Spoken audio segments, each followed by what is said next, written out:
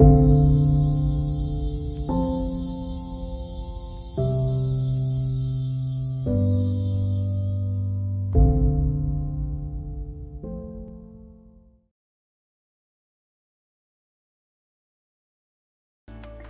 semuanya pasti akan mengalami kematian, karena kita sudah dilahirkan, kita menjalani proses kehidupan, dan pasti berakhir dengan yang namanya kematian.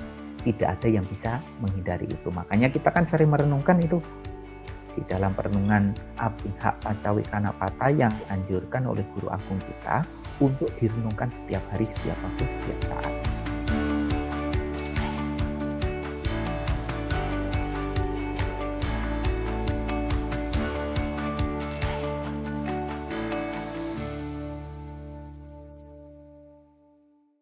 Para Romo Ramani, Ibu Bapak, dan juga saudara-saudara sekalian, sebelumnya saya sampaikan banyak terima kasih anumodana kepada panitia, para mahasiswa dari Universitas Nalanda yang memiliki cetana luhur untuk mewujudkan rasa baktinya kepada para mendiang dengan melakukan patidana pada kesempatan ini. Dan kami juga mengucapkan terima kasih anumodana kepada Yayasan Dana Pendidikan Buddhis Nalanda yang memiliki cetana yang baik untuk memperhatikan dari segi pendidikan, untuk mencetak generasi-generasi yang baik, yang lebih baik daripada generasi yang sudah baik yang ada sekarang. Sehingga harapan kita juga para mahasiswa ini kelak akan menjadi penerus dari bangsa negara ini, turut serta untuk membangun bangsa negara ini. Tapi kalaupun misalnya tidak bisa turut serta membangun, ya harapan saya tidak merusak. Jadi kalau tidak bisa membangun, tidak merusak. Tapi kalau bisa membangun, ya mari sesuai dengan ilmu yang kita miliki untuk kita turut serta membangun bangsa dan negara ini. Dan tentu dengan kita melakukan sesuai dengan bidang kemampuan kita masing-masing, tentu kita ingat dengan baik di dalam syair lagu Indonesia Raya yang biasa kita kumandangkan dan yang pastinya dikumandangkan di hari ulang tahun kemerdekaan, itu selalu dikumandangkan. Kalau biasanya juga di sekolah, di universitas, biasanya di hari upacara.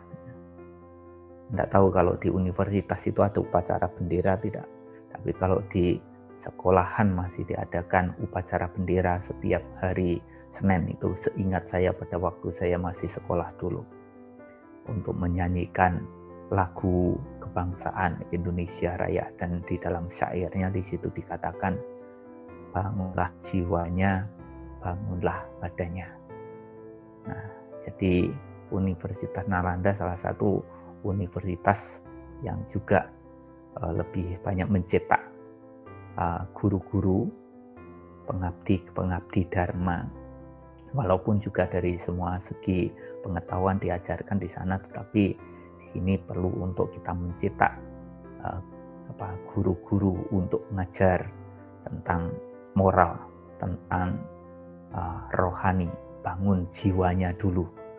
Karena kehancuran sebuah negara itu bukan karena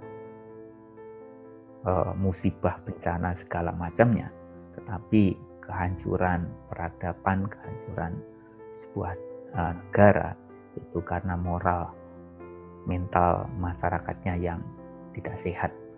Nah, maka dari itu Ibu Asra sekalian, hari ini sesungguhnya adalah niatan yang sangat luhur, yang mulia dari Universitas Nalanda untuk mengadakan patidana, di mana tentu secara Buddhis untuk patidana ini bisa dilakukan kapan saja. Jadi tidak harus menunggu bulan-bulan tertentu. Nah, pernah kami bertanya, kenapa pada saat kita melakukan patidana, kebanyakan secara tradisi itu bulan-bulan tertentu, biasanya bulan 4 atau bulan 7 ya kalau tidak salah. Jadi kalau tidak salah pasti benar ya. Jadi mereka berpikiran bahwa di bulan itu alam surga sedang, alam neraka sedang terbuka. Sehingga para mendiang yang meninggal dunia ini bisa kembali ke rumah masing-masing. Jadi bulan itu di mana bulan alam neraka sedang terbuka. Nah, kemudian saya bilang, berarti kalau terbukanya hanya bulan itu, bulan yang lain sedang tutup. Alam nerakanya sedang tutup, tidak terbuka. Sehingga mereka tidak bisa pulang. Kalau alam nerakanya sedang tertutup, berarti orang yang meninggal dunia di luar bulan itu pasti masuk surga. Kok bisa? Ya, iya karena alam nerakanya sedang tertutup, bukanya setiap bulan 7 saja. Nah, ini secara tradisi kan bulan itu. Tapi secara Buddhis, kita melakukan patidana itu bisa dilakukan kapan saja. Contohnya begini, buat saudara sekalian. Kalau seumpamanya kita melihat ada leluhur kita, entah itu papa, mama, kakek, nenek, atau buyut-buyut kita, atau orang yang masih ada hubungan karma dengan kita, yang sudah kita tidak mengenal beliaunya, yang sudah sangat lama menanti pelimpahan jasa dari kita. Karena biasanya itu, kalau saya lihat Ibu Saudara sekalian, kalau melakukan patidana itu kan hanya orang-orang yang dikenal. Dilakukan patidana kepada orang-orang yang dikenal, entah itu papa, mama, ibu bapak, atau kakek nenek kita. Buyut-buyut kita yang kesekian-sekiannya kita tidak mengenalnya. Dan dalam kehidupan sebelum sekarang, kita juga punya orang tua, punya leluhur juga. Kita sudah tidak tahu itu. Namanya juga tidak tahu, mereka terlahir di alam apa, bagaimana kita tidak tahu. Dan bisa saja leluhur-leluhur kita dari kehidupan-kehidupan sebelum-sebelumnya menunggu, sampai saat ini menunggu doa pelimpahan jasa dari kita. Seumpamanya kita melihat itu, apakah kita tetap akan mencantumkan nama orang yang kita kenal atau juga memberikan cetana untuk melimpahkan jasa kepada leluhur-leluhur kita sebelum-sebelumnya. Dan kalau seumpamanya kita saat ini melihat, tapi kan belum waktunya pelimpahan jasa, belum waktunya mengadakan upacara patidana, harus menunggu bulan tertentu tadi. Apakah kita harus mengatakan, pada hari ini, saat ini, kita melihat beliau sedang kehausan, sedang kelaparan, ya, sedang menderita. Apakah kita akan mengatakan, tunggu dulu, leluhurku tunggu dulu, tunggu bulan 7, nanti saya akan berbuat baik untuk melimpahkan jasa kepada Anda. Apakah kita akan melakukan itu? Tentu tidak. Jadi kalau kita melihat saat ini, sekarang ini, leluhur kita ada di sekeliling kita. Kalau tadi dibaca di Tirukuda Sutta, mereka pulang ke rumah masing-masing. Ada di kusen-kusen, nah, hati-hati yang di dekat kusen-kusen, di jendela-jendela, pintu-pintu mungkin ada di situ. Atau di perempatan-perempatan jalan. Atau selalu mengikuti kemanapun Anda pergi. Gitu kan? Nah, kalau kita melihat mereka ada di situ menunggu menanti pelimpahan jasa, apakah kita suruh mereka menunggu atau kita segera melakukan apa yang bisa kita lakukan untuk bisa menolong mereka? Tentu kita dikala kita melihat saat itu seperti itu, saat itu pula kita akan melakukan kebajikan untuk melimpahkan jasanya kepada mereka. Kalau mereka haus, mereka lapar, kita kasih makan, kita kasih minum. Itu perumpamaannya. Kalau mereka tidak berpakaian, kita kasih pakaian. Itu kalau kita saat ini melihat kondisi begitu. Tetapi, saudara sekalian, secara Buddhis memang kita tidak pernah menganjurkan untuk misalnya mewujudkan rasa hormat baktinya dengan menyembelih makhluk-makhluk tertentu. Ya, jadi kadang-kadang ya pada saat ada upacara kematian, ini yang menjadi tradisi juga sampai saat ini, walaupun itu tidak sesuai dengan ajaran Buddha dan itu juga sulit untuk bisa menghilangkan karena menjadi sebuah tradisi sudah. Kalau misalnya ada orang meninggal dunia harus menyembelih makhluk tertentu untuk dikorban. Ya, kemudian pernah juga kami tanya, kenapa harus membunuh? Karena ada yang jawabnya macam-macam juga, karena katanya kata. Jadi tidak punya pegangan yang tepat dari mana kenapa melakukan demikian. Katanya ibu bapak begini, katanya kakek nenek begini, katanya leluhur saya dulunya begini begitu secara tradisinya. Ada juga yang menjawab, nanti kalau meninggal dunia itu binatang yang dinaiki untuk menuju ke alam surga. Saya pikir-pikir, ngapain susah-susah naik kerbau sapi yang disembelih, kalau bisa kan naik pesawat lebih cepat, saya bilang gitu, daripada membawa kerbau sapi ke alam sana. Tapi ada juga yang mungkin berpikirnya, ya ini untuk selamatan, memang biasanya begini. Selamatan itu harus menyelamatkan orang yang mau selamat dan mau diselamatkan. Makhluk itu bukan malah mengorbankan makhluk yang selamat untuk kemudian tidak selamat, untuk disembelih, untuk dikorban. Jadi sebenarnya yang membutuhkan itu yang meninggal atau yang masih hidup? Ya jelas saja itu sebenarnya kan yang masih hidup kan. Jadi kalau kita menyembelih makhluk itu pada upacara-upacara tertentu itu ya karena diri kita sendiri yang masih hidup inilah, pengen ngomongnya tepatnya pengen makan daging lah gitu. Jadi dengan alasan yang meninggal dunia ini mengkambing hitamkan yang meninggal, ya. Padahal ya sesungguhnya ingin dimakan sendiri oleh yang masih hidup. Nah itu secara tradisi juga begitu, ada yang seperti itu. Kemudian ada juga yang membuat rumah-rumahan, mobil-mobilan. Kemarin ada saudara kita yang pergi melakukan pelimpahan jasa patidana di Filipina ya. Jadi sebagai wujud rasa hormat baktinya di tengah kondisi pandemi seperti ini pulang ke Filipina. Nah, sebenarnya kalaupun kita pulang, ya saya bilang untuk mewujudkan rasa hormat bakti juga tidak harus selalu begitu. Ya, karena juga kondisi seperti ini kita bisa melakukan pelimpahan jasa berbuat baik di sini juga bisa. Tapi ya bisa juga mungkin lebih marem juga kalau kita bisa pulang ke Filipina kemudian melakukan sembahyangan di sana. Kemudian di sana dilakukan juga kebajikan-kebajikan. Karena apa? Yang lebih penting itu adalah berbuat baiknya. Jadi kalau bisa diumpamakan kalau kita melakukan pelimpahan jasa, itu yang diutamakan adalah nilai kebajikannya, bukan sekedar upacaranya. Jadi terkadang-kadang, mohon maaf, orang itu kadang suka melakukan tata cara upacara yang ribet, jelimet, dan bikin mumet menurut saya. Ya, sudah jelimet, mumet, tapi nilai kebajikannya tidak besar. Nah, padahal yang harus kita pastikan nilai kebajikannya ada tidak di situ. Kalau tidak ada nilai kebajikan atau sedikit nilai kebajikannya, ya tentu saja ya pada saat kita melakukan pelimpahan jasa itu energinya juga tidak akan besar. Nah, supaya nilai kebajikannya ini besar, energinya besar, yang harus dilakukan apa?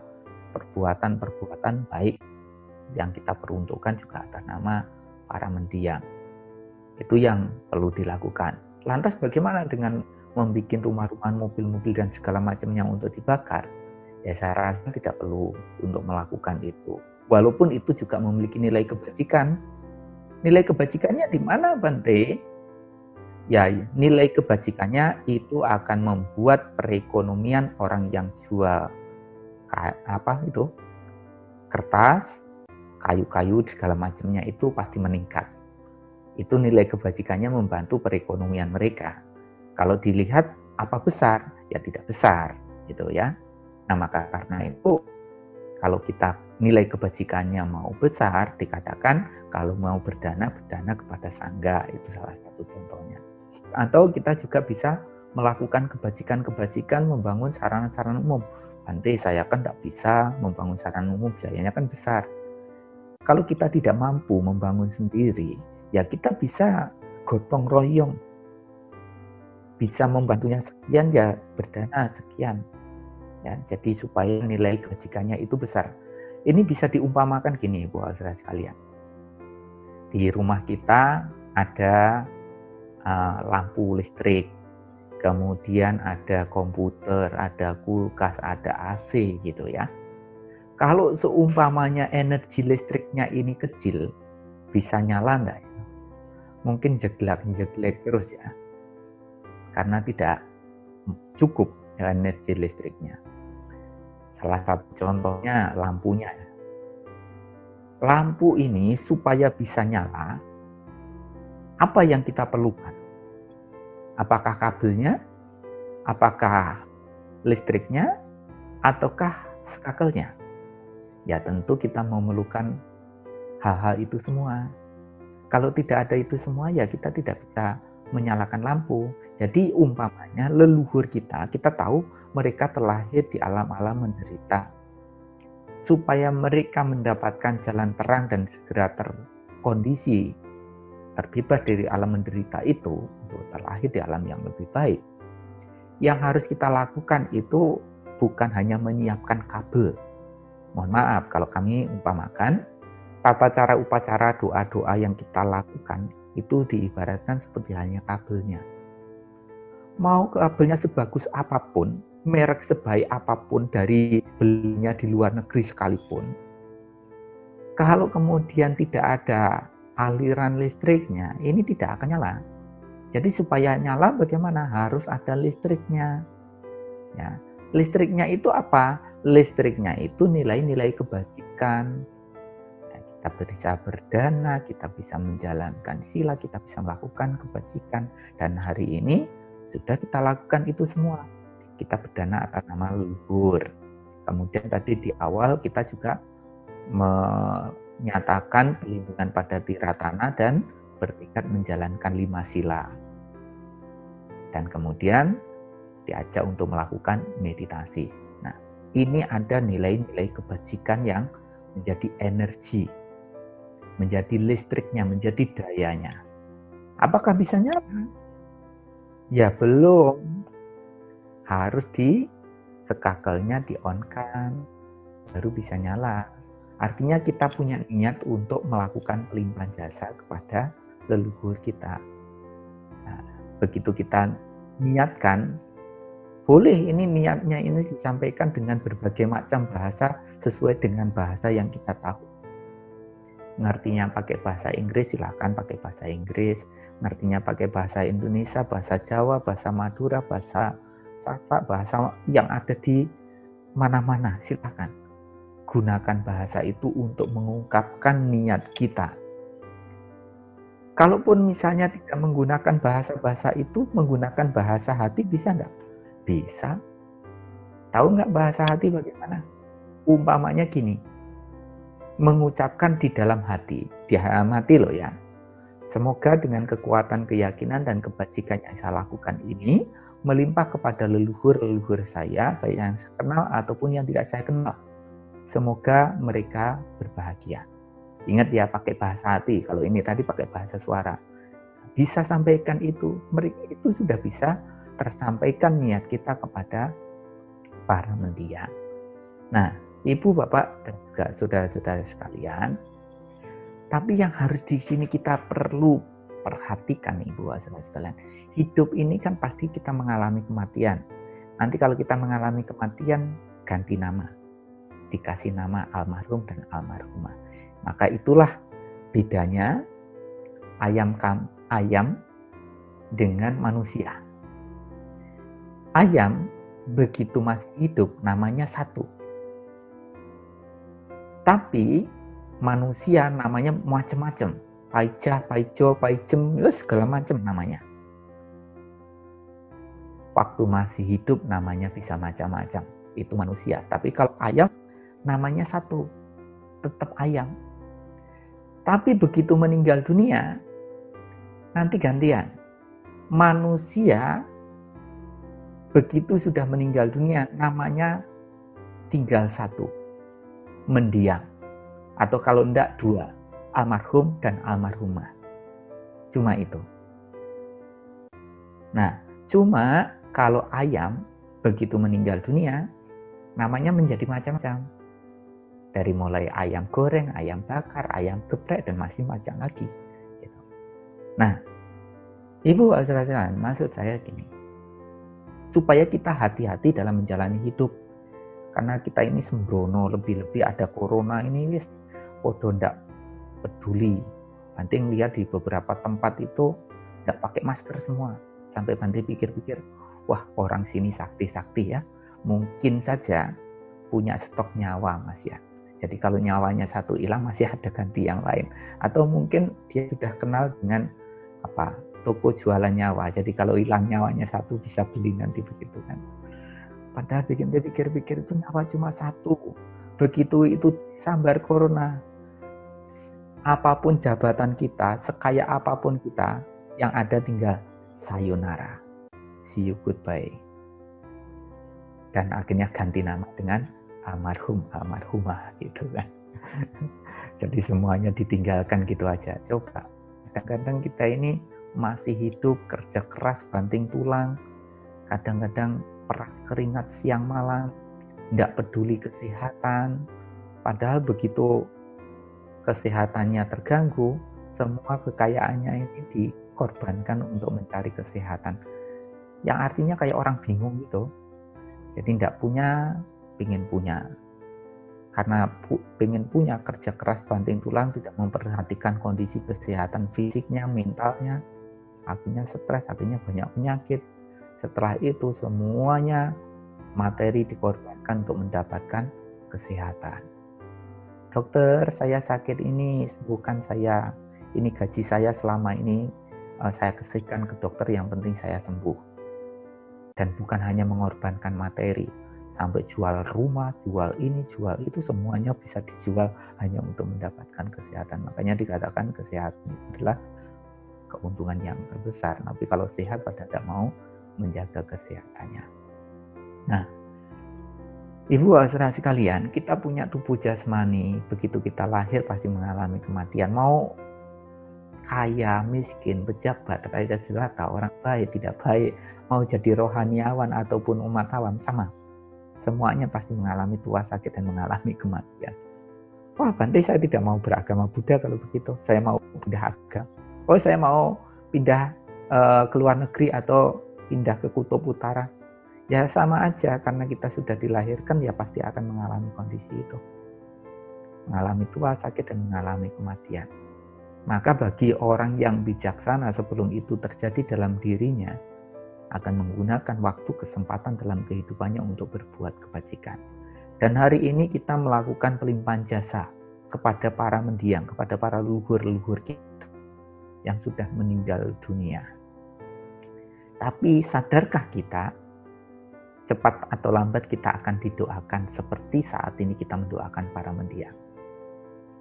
Nah, cuma maksud Bante ini jangan menyandarkan diri kita pada bantuan pertolongan orang lain. Bante, saya tidak perlu melakukan ini, yang penting sekarang kerja-kerja. Nanti kalau saya meninggal dunia kan didoakan sama anak cucu saya, misalnya. Ya kalau anak cucu kita itu agamanya sama. Loh, kadang-kadang sekarang ini karena agama saja tidak mau doa sama orang tuanya yang meninggal dunia, sama leluhur-leluhurnya. Dianggapnya kalau doa kepada orang tuanya yang sudah meninggal dunia atau kepada leluhurnya itu adalah sembahyang setan. Berarti secara tidak sadar kita mengakui bahwa kita adalah keturunan-keturunan setan. Tidak sadar kadang-kadang kita begitu. Jadi tidak perlu menyandarkan diri kita kepada mereka. Mumpung kita masih sehat, masih kuat, masih mampu, masih bisa. Buat pulau pelindung bagi diri kita sendiri. Dalam bahasa Dharma dikatakan atahi atanunato. Diri sendiri adalah pelindung bagi diri sendiri. Didoakan atau tidak didoakan terserah. Itu urusan yang masih hidup. Kalau memang kita hidupnya berguna, bermanfaat, ya mungkin mereka mau melakukan doa kepada kita kalau sudah meninggal dunia. Tapi kalaupun misalnya tidak doakan, karena kita memiliki kebajikan inilah yang membuat hidup kita saat ini bahagia, setelah meninggal dunia pun juga bahagia. Bahagia karena perbuatan-perbuatan baik yang kita lakukan. Cuma sekarang pertanyaannya gini, Ibu Bapak Saudara sekalian, kan semuanya pengen hidupnya bahagia. Ingin bahagia meninggal masuk surga. Tapi saat ini kita bahagia tidak? Kalau saat ini tidak bahagia, dan saat ini kita meninggal dunia, itu bahaya itu. Kita bisa terlahir di alam menderita itu. Jadi, bukan nanti setelah kita berbuat baik, kita akan bahagia. Tapi saat ini, sekarang ini, dikala kita melakukan kebajikan, lakukanlah itu dengan bahagia. Pernah itu Bante agak sedikit merasa tidak nyaman. Di sebuah acara, baca parita, meditasi, mendengarkan ceramah, Bante tanya begitu. Ibu Bapak Saudara sekalian, saat ini dikala kita berbuat baik sekarang ini, ada yang menderita atau tidak? Ada yang menderita tidak? Kalau ada yang menderita, silahkan berdiri dan meninggalkan tempat. Saya tidak tega untuk menyiksa Anda lebih lama. Akhirnya ada juga yang berdiri dan pulang. Makanya saya mengelus dada, aduh sakit sekali hatiku gitu. Kok ya tiga-tiganya benar-benar berdiri dan pulang gitu. Jadi pada saat kita melakukan kebajikan itu, saat itulah kita hendaknya melakukan itu dengan bahagia. Nah, mohon maaf, ini panitia ya. Panitia ini yang bagian sibuk luar biasa. Dari mempersiapkan acara, sampai nanti kemas-kemas, sampai beres-beres itu kerjaannya panitia. Kadang-kadang kan kita mau berbuat baik itu hanya datang meramaikan, setelah itu pulang. Artinya semua tata cara, upacara untuk persiapannya disiapkan oleh orang lain. Nah, masalah membereskan juga panitia. Kita hanya datang, meramaikan, selesai itu pulang. Padahal yang butuh kebajikan itu kan bukan hanya panitia ya. Yang punya kebajikan itu semua orang. Laki, perempuan, anak-anak, remaja, dewasa, tua, semuanya butuh yang namanya kebajikan. Maka di sini perlu untuk kita itu istilahnya terampil, giat untuk berbuat kebajikan. Ya, kalau semakin terampil, semakin banyak kebajikan bisa kita lakukan. Tapi kalau tidak terampil, tidak banyak kebajikan yang bisa dilakukan. Nah, ingat dengan Dhammapada yang berbunyi bahwa bagaikan setumpu bunga dapat dirangkai berbagai macam karangan bunga. Begitu pula banyak kebajikan yang bisa kita lakukan di kehidupan kita sebagai manusia. Jadi kalau misalnya ada orang giat terampil melakukan kebajikan, tentu banyak sekali yang bisa dilakukan dalam kehidupan ini. Kalau tidak punya keyakinan, tidak punya pengetahuan, tidak punya kebijaksanaan, tidak terampil, orang lain berbuat baik, ya kita cuma gimana toh? Gimana? Kayak orang bingung. Waktu berlalu sia-sia tanpa melakukan apapun. Hanya bingung gimana. Gitu kan? Jadi bergegas untuk melakukan apa yang bisa kita lakukan untuk diri sendiri, bukan untuk orang lain. Bukan untuk bantenya, bukan untuk Sang Buddha, bukan untuk Universitas Nalanda, tapi kita melakukan itu semua untuk diri kita sendiri. Untuk diri kita sendiri bahagia. Karena kita tinggalnya di lingkungan keluarga, ya tentu saja akan membawa manfaat perubahan di dalam keluarga. Karena kita tinggalnya di lingkungan universitas, di lingkungan masyarakat, ya akan membawa perubahan yang positif di lingkungan masyarakat di mana kita berkumpul bergaul. Tapi perubahan itu dimulai dari diri kita sendiri. Jadi diri kita sendiri harus diselamatkan oleh diri kita sendiri. menggunakan, memanfaatkan waktu kesempatan di dalam kehidupan yang netral ini. Waktu hidup ini kan netral tuh. Dari tahun dulu sampai tahun baru, setiap hari, setiap waktu, setiap saat, satu hari, satu malam tetap 24 jam.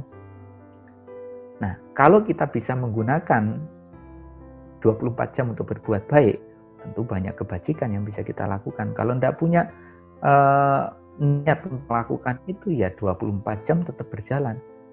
Makanya guru agung kita itu mengatakan begini, walaupun kita usianya sampai 100 tahun, apabila kita tidak mengenal ajaran Buddha dan kemudian tidak melakukan kebajikan, tidak mempraktekkan dalam kehidupan kita, usia walaupun sampai panjang 100 tahun itu adalah usia yang sia-sia.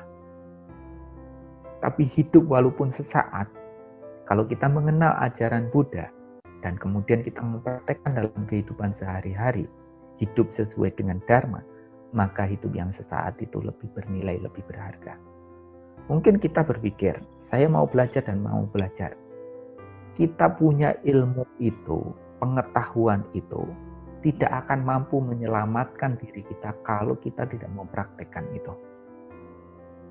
Kalau peribahasa dikatakan, pengetahuan memenuhi rongga kepala kita tidak akan mampu menyelamatkan diri kita selama diri kita tidak praktekkan sesuai dengan pengetahuan yang kita ketahui.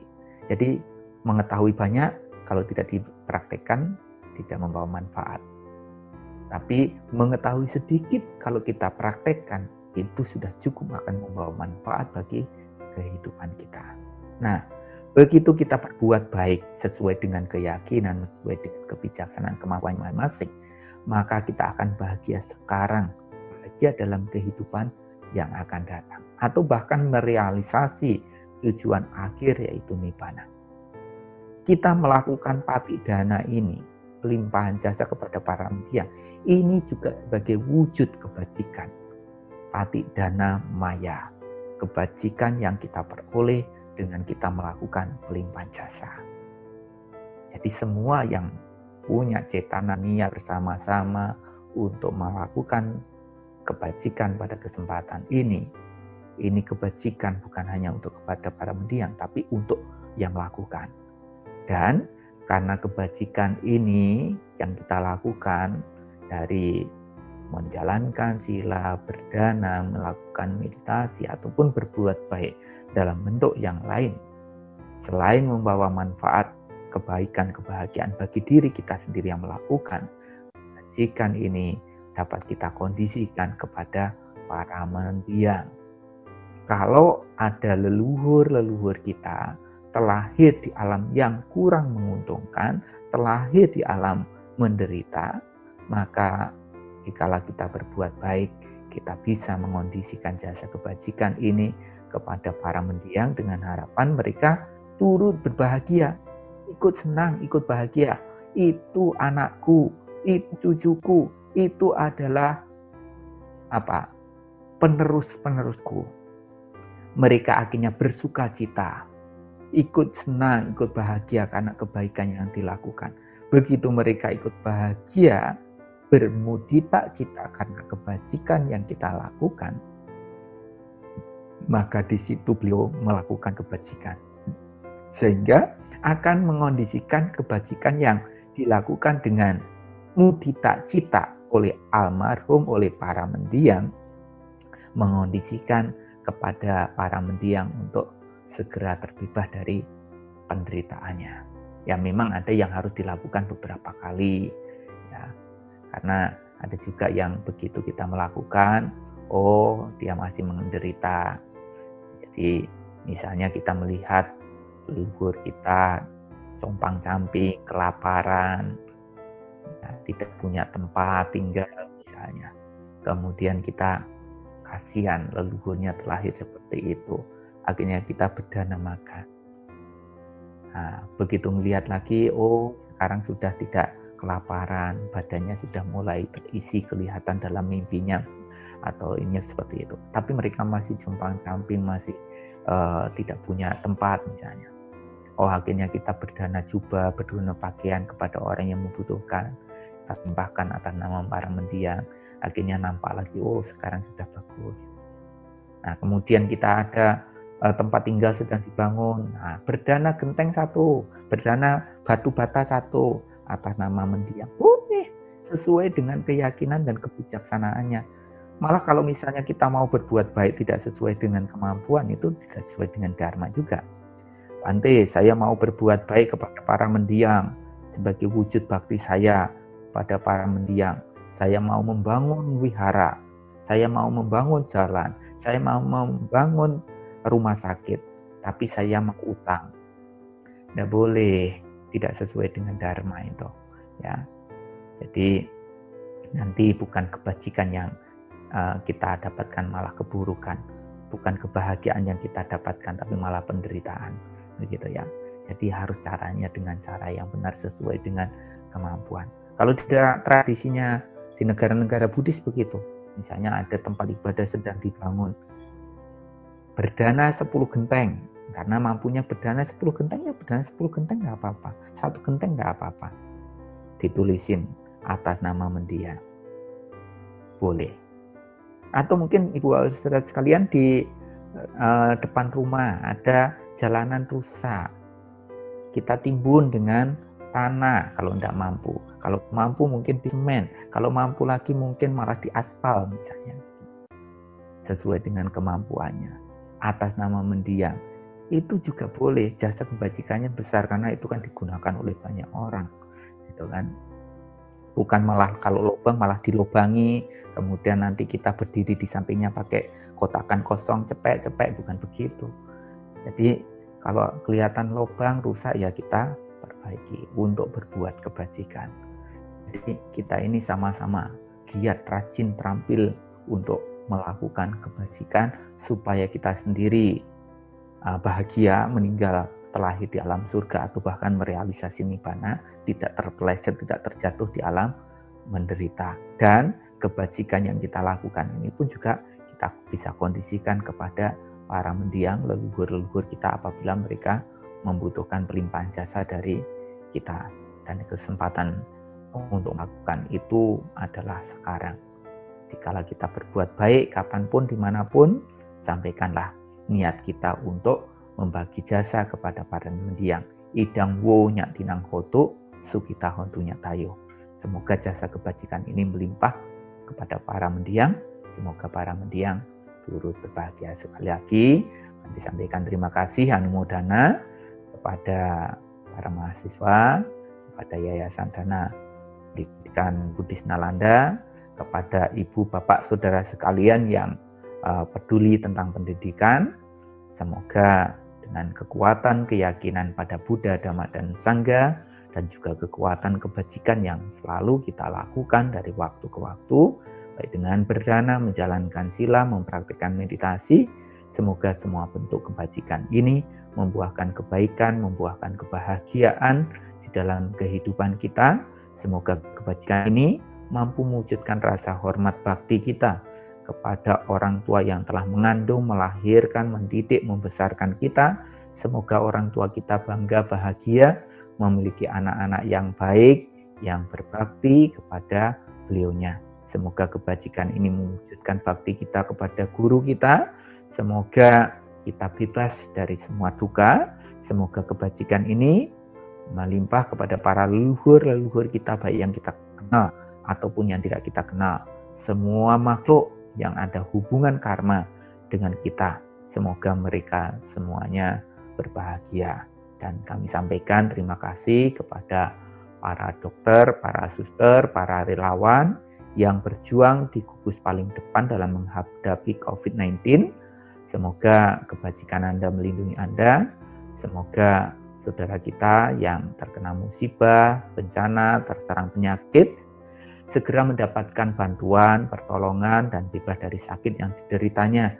Semoga yang meninggal dunia terlahir di alam bahagia, terlahir di alam surga. Sekian, terima kasih. Sabi Sata Bawantu Sukitata. Semoga semua makhluk berbahagia.